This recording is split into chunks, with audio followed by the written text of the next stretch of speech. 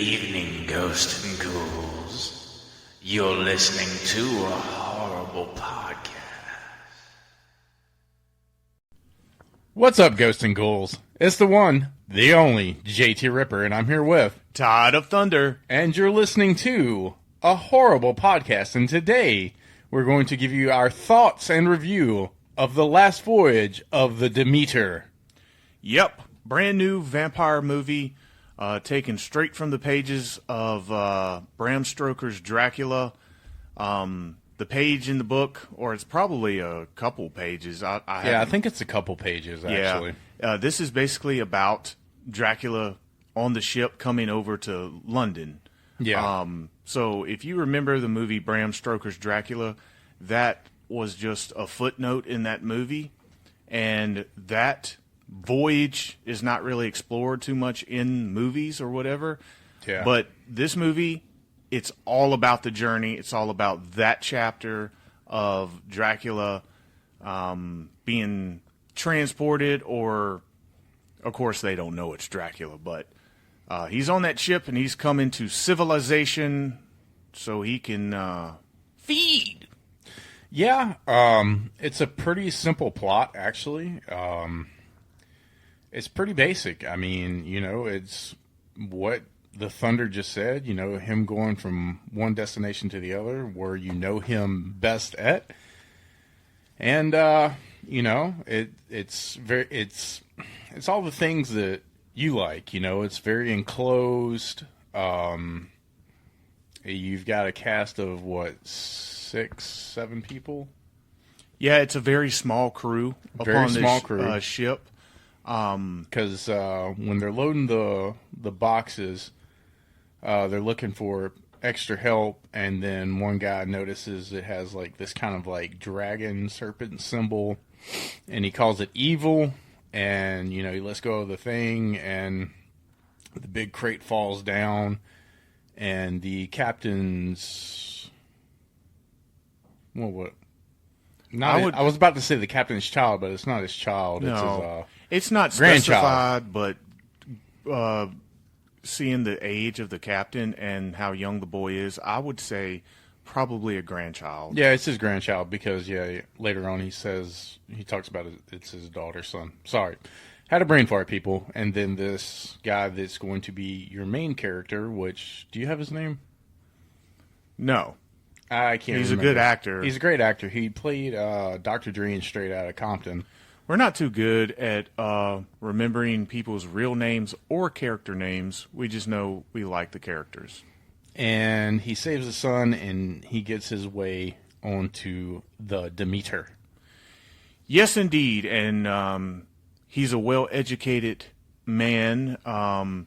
He's, graduated from... Where did he say he graduated from? It was a big college. I want to say Harvard. Maybe Harvard? Well, yeah, I want to say Harvard. Cambridge? Maybe. I'm thinking Cambridge. I don't know. He said he was the first black person to graduate. I think it was Harvard. Well, regardless, he is a medical examiner, which is a good thing. They need somebody like that on the ship in case people come down with sickness or people get injured or whatever. Yeah. So he's definitely he's useful. Yeah. He's useful.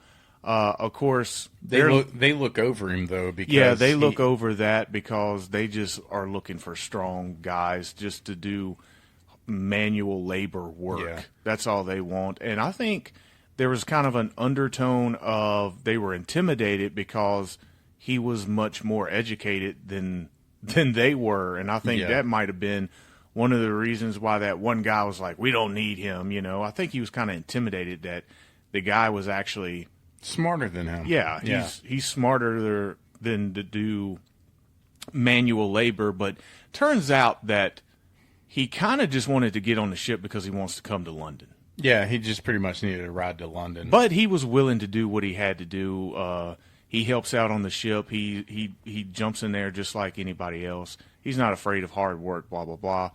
But that is basically your main character. He's a good dude. He's solid. When he's the type of character that is established to where when the shit goes down in the movie, he's going to, he's not going to be one of these dumb characters that make stupid decisions.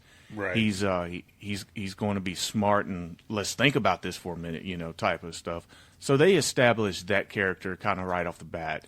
Yeah, he's you're not very going to get logical. insulted. Yeah, you're not going to get insulted. Yeah. Like, what is this dude doing? Like, everything he does is probably, if you have a level head and you're in one of these situations, you're like, yeah, that's probably what I would do. Right. Yeah, he's a very level-headed character. Like, everything, like, he tries to evaluate things before making a decision, which, is rightfully so. But, I'm not gonna dive in too much in this movie. I mean, it's pretty self-explanatory. I mean, it's nothing different. I mean, Dracula is going to make it. Yeah, and pretty much you're going to spend the rest of the film, you're going to get to know the characters first and foremost. And later on in the film, there is a surprise. They find a girl down in the cargo area. And you find out later she was put there so Dracula could feed on her. And she, they end up saving her life. And she becomes a factor in it. But, the rest of the movie, the cast, the crew, basically have to look out for this thing. They know it's there. They don't really know what it is, because they haven't seen it face to face until the last, maybe 20, 25 minutes of the film. It's kind of like that Jaws effect where you see little clips here and there, but you don't get the full exposure until the last couple of minutes of the film, which I think is a good thing because, you can get that surprise factor or whatever. But basically, that's what the rest of the movie is about. So I've sat down. I'm doing a little different thing here. Instead of just mumbling off about what I think about the movie, blah blah blah, I actually sat down and wrote a list. I got the good, the things that I love about the film. Then I have a couple things that I liked but I thought could be better, and then the last category is things I didn't like. So I'm going to start off with the things that I like because that's pretty much going to go, hand in hand with my review. This is my review, I'm just trying this out. Right. So the first thing that I love is character development in this film. Every single character had, you might have not known every single character's background story, but you knew every single character.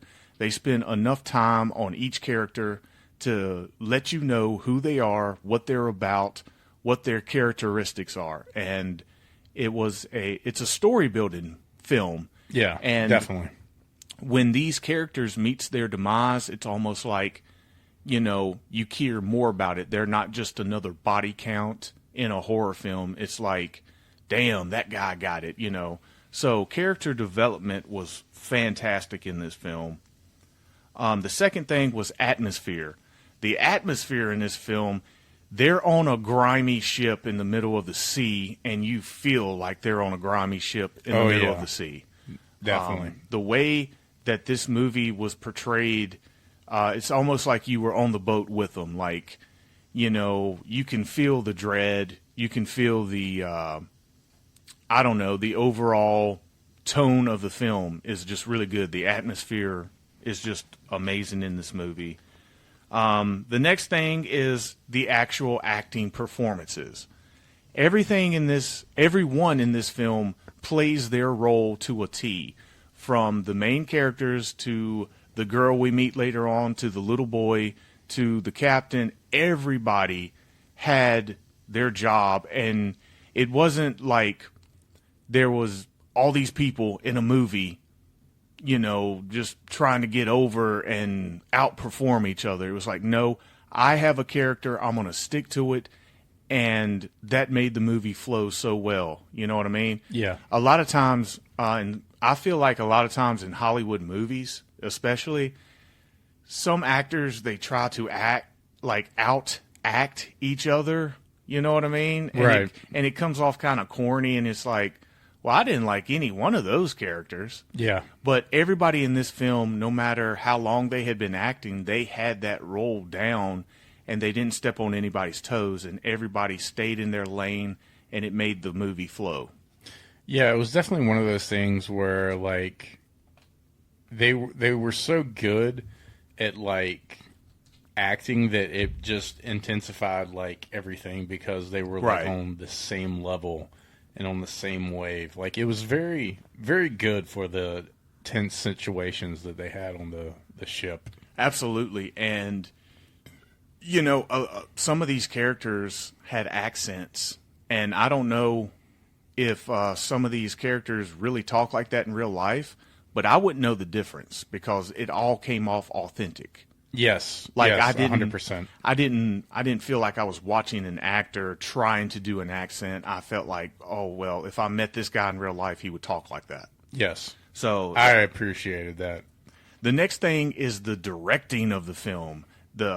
I talked to you a little bit earlier. The same guy that directed this film also directed Scary Stories to Tell in the Dark, and he also directed The Autopsy of Jane Doe, Which are all great yeah, movies. They're two fantastic movies, and I hope that this guy gets bigger and bigger projects to work on, because it seems like he knows how to tell a story. He knows how to grip you.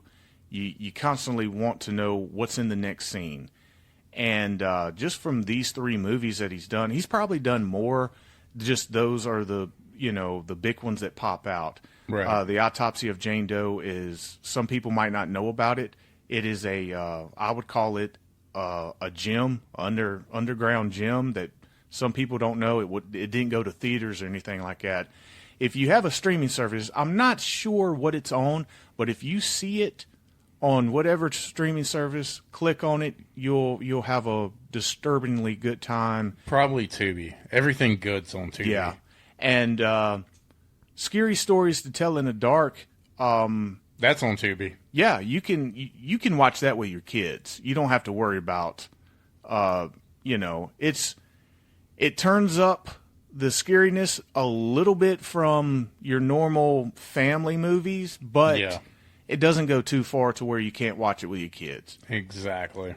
So the next thing I love about this film is they simply just made vampires scary again. We've went too fucking long with vampires being comic relief, being changing, sparkling, Sparkly. too much about a love story, too much about everything. Yeah. I think probably the last vampire film that truly made these creatures violent was probably 30 Days of Night. And then after Yeah. that, we got into the Twilight era, and every vampire was just Fruit Loops, to say the Fruity least. ass. What'd Yeah. you call me? He called you fruity ass, boss. What the fuck's a fruity ass? Yeah, so they made vampires scary, and they made them serious again. 100% serious. Like I said, the voyage is for Dracula to go to civilization, and it's cool because he's not civilized in this movie. He is a pure beast in this film. Yes. So it would make more sense to, after he gets to civilization, he would learn to adapt and be more civilized. But now, no, he's on a ship, and he's like a hunter. He's like an animal. He's a beast. He's hunting for his food, and it's nothing, it's nothing pretty about him. The next thing is